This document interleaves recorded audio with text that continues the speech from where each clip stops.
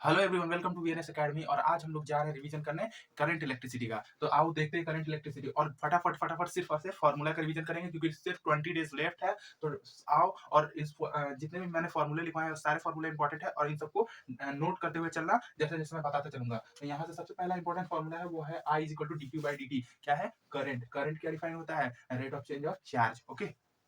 जो next formula है वो बहुत ही ज्यादा इंपॉर्टेंट है, बहुत ही जगह पे यूज होता है। I is equal to N A V D. V D क्या होता है तुम्हारा? Drift velocity. ड्रिफ्ट वेलोसिटी क्या है? वेक्टर क्वांटिटी है। अच्छा, एक चीज बड़ा इंपॉर्टेंट है। लोग कहते हैं ना कि ये आई आई है, स्केलर है या वेक्टर है, डायरेक्शन में होता है। आई एक टेंसर क्वांटिटी है। आई क्या है? एक टेंसर क्वांटिटी है। ओके, नेक्स्ट नेक्स्ट आते हैं हम लोग। तो आर पे, आर क्या है? Resistance. Resistance is equal to V upon I. क्या है ये? Ohm's law. ये कब वैलिड होता है? जब temperature is constant. Temperature constant हो तो V R equal to V upon I, या V equal to I R. Okay, next जो तुम्हारा नेक्स्ट फॉर्मूला है, ये कहां से आया तुम्हारा? ये तुम्हारा सर्किट थ्योरी से आता है, ये फील्ड थ्योरी से आता है। J is equal to sigma I. Sigma क्या है यहाँ पे? ये तुम्हारा क्या है? कंडक्टिविटी। कंडक्टिविटी।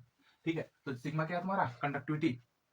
नेक्स्ट आते हैं आर का मटेरियल प्रॉपर्टी से यूज करके, और यहाँ पे यूज करते हैं। देखो R equal to rho L upon A. Rho क्या तुम्हारा? ये तुम्हारा है रजिस्टिविटी। रजिस्टिविटी तुमको सारा इन सबका यूनिट याद होना चाहिए। ओके, चलो नेक्स्ट नेक्स्ट आते हैं हम लोग। जो आर है यहाँ पर क्या है? R is equal to R zero one plus alpha delta T. Alpha क्या है? अल्फा का यूनिट याद रखना भाई। अल्फा का यूनिट याद रखना, per unit degree C. Per unit degree C. Okay, तो पर यूनिट डिग्री सी ये क्या है? टेम्परेचर कोफिशिएंट है। टेम्परेचर कोफिशिएंट ये इनिशियल रेजिस्टेंस, और टेम्परेचर के चेंज होने से रेजिस्टेंस चेंज हो जाता है, इस वजह से यहाँ पे ओम्स होने लगता है। ओके, नेक्स्ट नेक्स्ट क्या है तुम्हारा? ये तुम्हारा सीरीज का रेजिस्टेंस है। अगर तुम R1 R2 R3 R4 ऐसे Rn तक रेजिस्टेंस को जोड़ दो, तो सम में मैंने लिख दिया है 1 से लेकर n तक जोड़ दे भाई। यहाँ से R equal to R I यहाँ पे। ठीक है, ये R इक्विवेलेंट है। अच्छा, पैरेलल में क्या होता है ना, दो का तुम लोग याद रखना है डायरेक्टली। दो का और तीन का भी याद रख सकते हो। ओके, तो मैं दो का लिख देता हूँ। वो होता है R1 R2 divide by R1 plus R2। ये पैरेलल का होता है। ठीक है, और R3 अगर तीन होता है तो ऊपर R3 से मल्टीप्लाई कर देना। ठीक है, यहाँ पे R2 गुना कर देना, यहाँ पे R3 गुना कर देना, और एक और ले लेना R1 R3।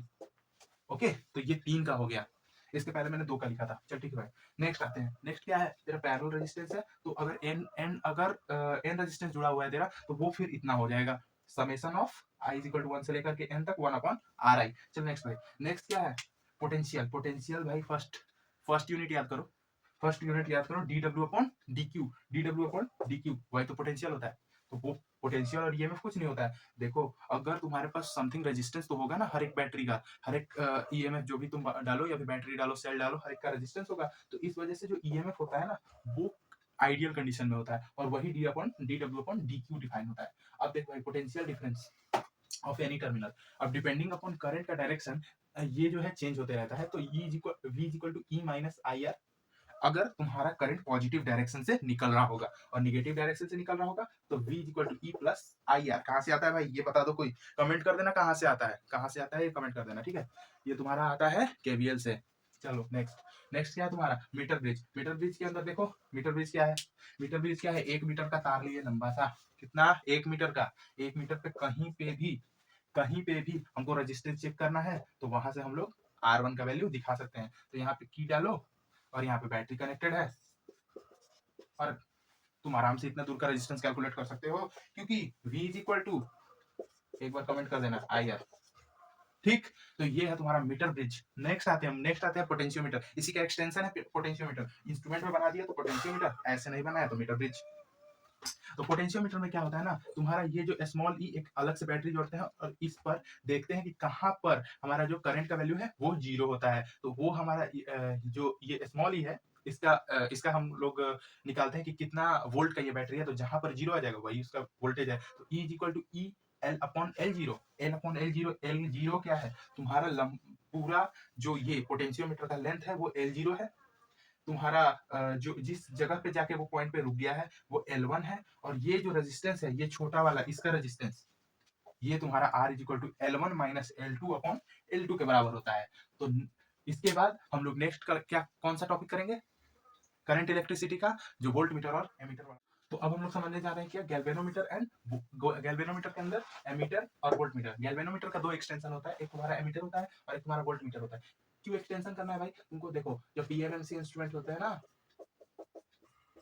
इंस्ट्रूमेंट्स होते हैं ना, उनका एक्सटेंशन इसलिए जरूरी होता है क्योंकि ये जो है मेजरमेंट ज्यादा वैल्यू तक नहीं कर पाते हैं, मिली एम्पियर में ही कर पाते हैं या फिर मिली वोल्ट में ही कर पाते हैं। कमेंट कर देना भाई, ठीक है। और उसके बाद क्या है, तो इसलिए हम लोग क्या करते हैं, एमीटर का एक्सटेंशन और वोल्टमीटर का एक्सटेंशन। तो एमीटर का एक्सटेंशन करने के लिए क्या करना पड़ेगा तुमको ना, अगर ये गैल्वेनोमीटर है और इसका रेजिस्टेंस अगर जी है, तो तुमको एक शंट में रजिस्टर आर एस का कनेक्ट करना पड़ेगा। टोटल रेजिस्टेंस घट जाएगा।